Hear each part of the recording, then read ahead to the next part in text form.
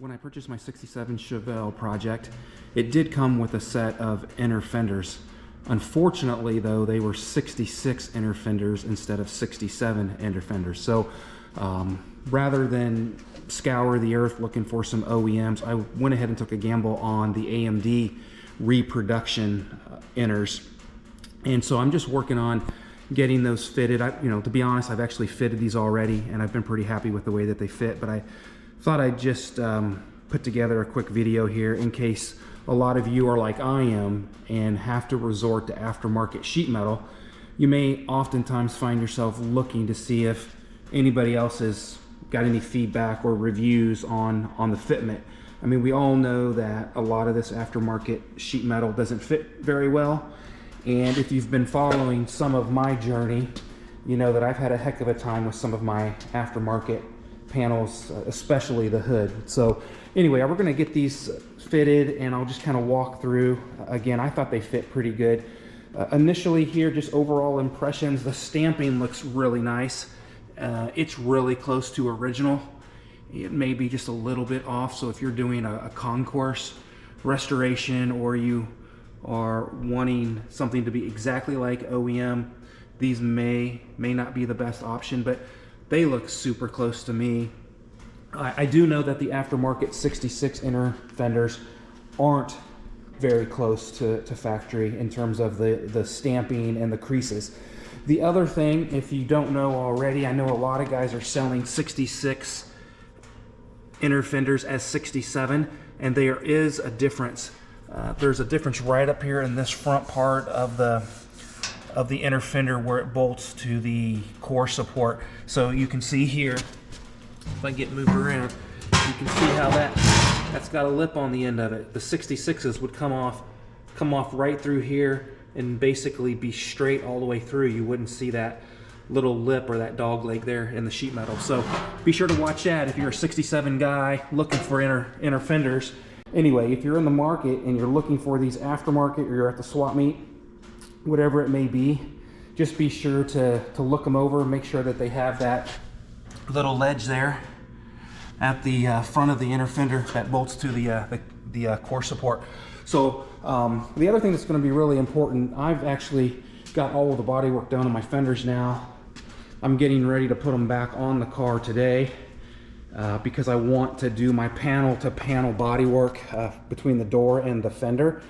What's going to be really critical when you're test fitting your fenders, whether you're at early stage of body work, late stages of body work, whether you are test fitting your front bumper and your hood and all of those components, don't forget to put the inner fenders on the fenders themselves. Be sure you get that all bolted together because the inner fenders will impact the shape of the fenders, the contour of the fenders. I see a lot of guys that just throw the fenders up on the car for test fitting.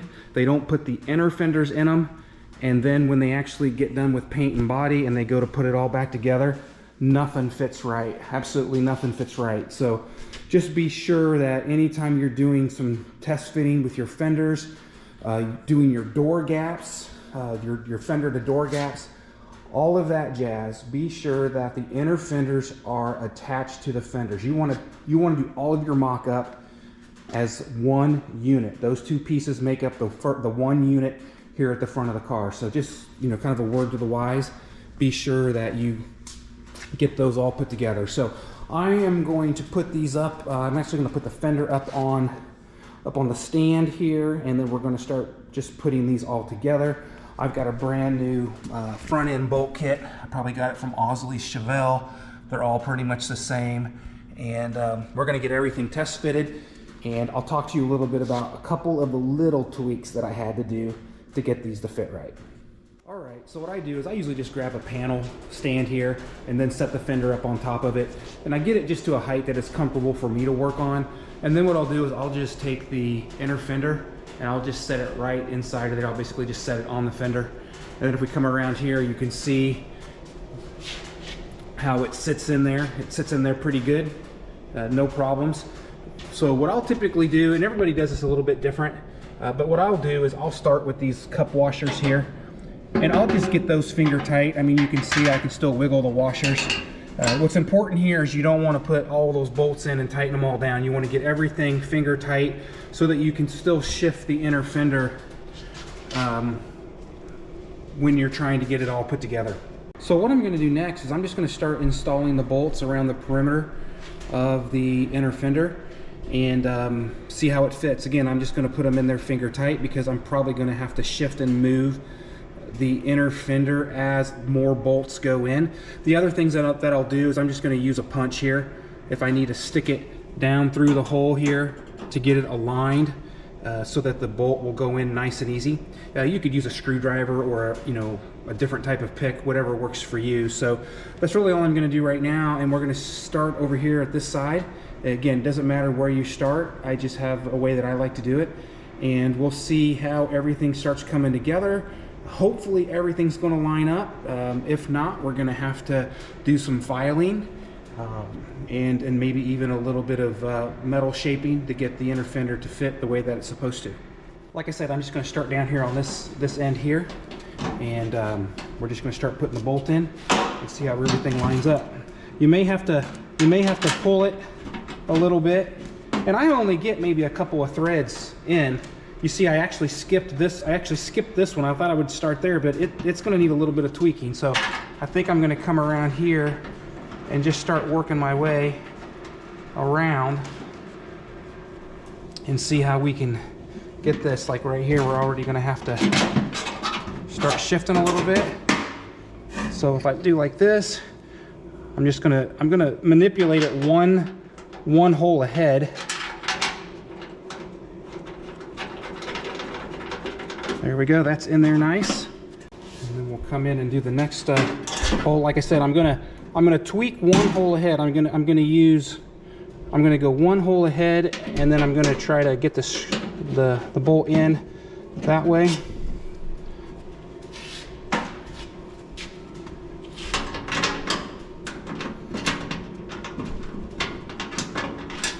And that one's gonna be a little stubborn, so we're gonna move it a little bit. Sometimes those little J-nuts back behind there don't get aligned in the right spot, and you just have to put your punch in there to get the hole to align the right way.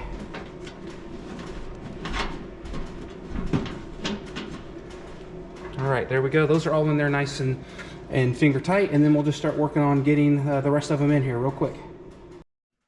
So over here on this side, I thought this would be a good thing to point out here. As I'd mentioned earlier, it's really important that these inner fenders are attached to the fenders when you do a lot of your test fitment up on the car, bumper fitment, door to fender gaps, all of those things. And as you can see here, in order to get this aligned, we actually have to tweak this fender extension down below here to get it lined up. So I'm going to work on that, getting that all tweaked and put together here. Sometimes you have to kind of, come over and do an adjacent bolt first and just kind of take small bites. So you can see that it's closer there. And now if I can get some pressure underneath it, I'll be able to get that all lined up there. Okay. The other thing is, if you start to feel a little bit of friction on those bolts, don't force them in. You don't want to cross thread anything. It just means that we need to do a little bit of shifting, and then we'll go from there. So I've got all of the bolts in the inner fender now, at least here in the fender itself. There are going to be some holes here, right up through here, and this is all going to be attached to the core support. So that's going to be important as well. Again, you really want to make sure that you get this inner fender bolted into the fender itself, and then put it up on the car, and make sure that you get the front of this panel or the inner fender then bolted to the core support. You want to make sure everything is put together. Even when you're dry fitting, even when you're test fitting, it's really important to make sure that you put it exactly the way that it's going to be when the car is goes to final assembly. All right, so I went around and got all of the bolts tightened, and again, I made sure that they went in easy. without too much force so that I didn't get them cross-threaded. And everything went in. I had problem with one bolt right here. This one right here I had some trouble with. I don't know if I can get zoomed in there. And as you can see, it's not quite aligned here. So what I'm gonna do is hopefully I can shimmy it over. I'm actually gonna come up in here with my punch and I'm gonna pry it over to the other side. Now when I do that, if it looks like everything lines up, I'm going to tighten the 2 bolts on each side of it. And then I'm gonna see if the next bolt, this bolt will actually go in without any problems. So far so good. I had to do just a little bit of filing on one hole, and I had to do a little bit of dollying on another hole, and I will show you that as soon as I get it all back together. I'll come back and talk to you a little bit about the things I had to do to this AMD inner fender to get it to fit the right way. Very, very minimal, very minimal. All right, so I've got the inner fender all attached now.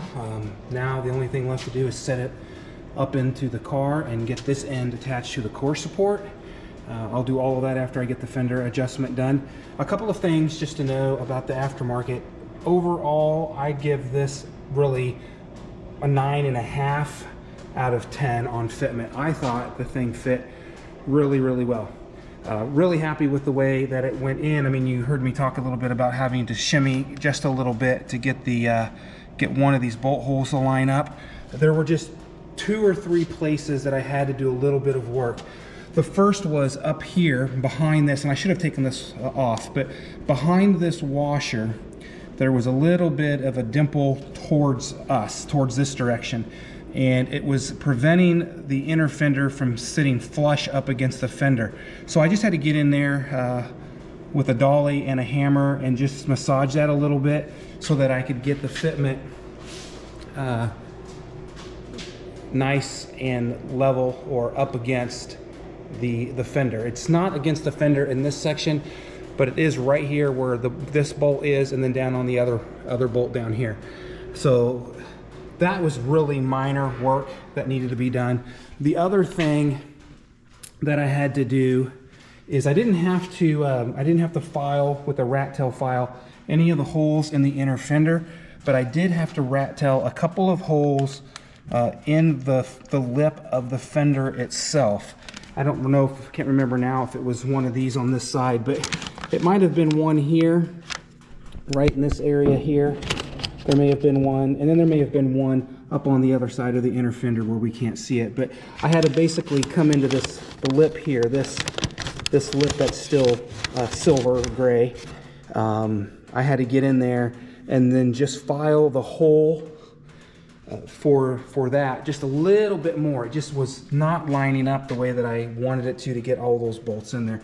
Other than that though, you can see that the inner fender fits really well.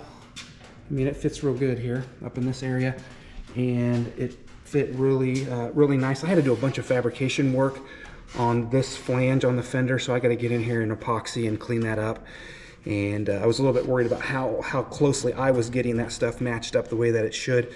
And it looks like everything is okay there. And then if we just come around the edge of the fender itself, you can see there aren't any excessive gaps or any problems. So again, really happy with the way that this aftermarket inner fender fit. Again, it came from AMD, and it is a GM restoration part. So the next thing to do is I've got the other one sitting here, and I'll go ahead and get that one test fitted. If I don't put another video together, it's probably safe to assume that the fitment on that other side is just as nice as this side. One other thing that I look at a lot of times is this section here. And as you can see, there is just a little bit of a gap in between there, but that's good so that no water collects in that area. So that will work out pretty well. I could probably dolly this a little if I wanted to get a little bit closer. But anyway, if you've thought about getting aftermarket inner fenders and someone has said don't do it, they don't fit worth a darn, rest assured, at least in my case, these AMD aftermarket inner fenders fit as well as GM. I'm going to be honest, they fit just as well as the GM pieces. I'm not even going to count a little bit of filing and dollying that I had to do to get them fit. So really happy with it.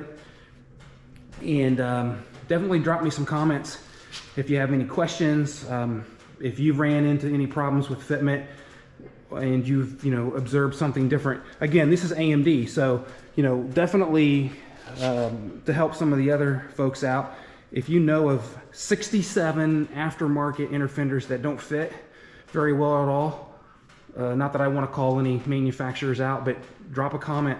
Let us know if you've ran into some aftermarkets that fit terribly.